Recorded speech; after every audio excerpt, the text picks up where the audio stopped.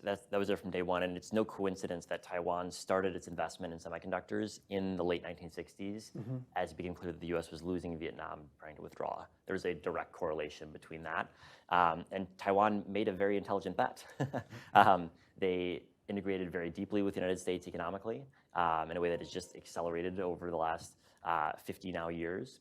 And did so very profitably. So that was a deliberate strategy. There's a number of Taiwanese policymakers from the time. K.T. Lee, the economics minister, in particular, played a major role in that. That was deliberate.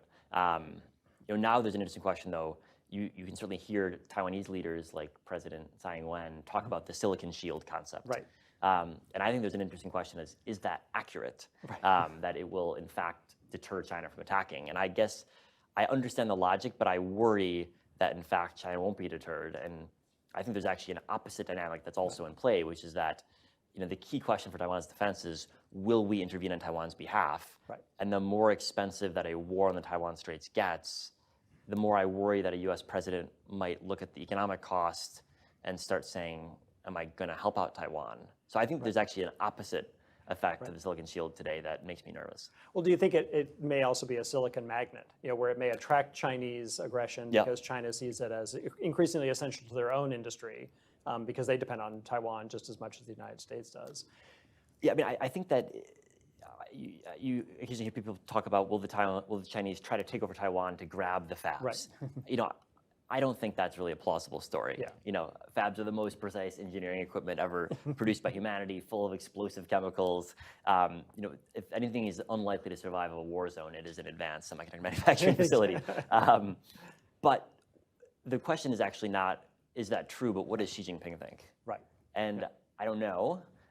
It's possible to find researchers close to the Chinese government publicly discussing nowadays taking over Taiwan to seize the TSMC's facilities, even if that's fallacious in terms of it's possible. If they're discussing it, it means someone in China thinks it's plausible, and that makes me nervous. Right. But it's a good point that you raised that because those facilities are so delicate and it's going to be difficult to have them survive intact in a war, regardless of how much damage really occurs.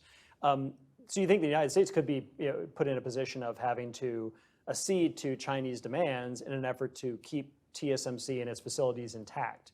So it's almost like it's a hostage, I don't want the hostage to get killed in the crossfire. So I'm going to, let you take the armored car and drive away. I think that is, I wouldn't say that's the most likely scenario, but I think that's a scenario we have to seriously consider.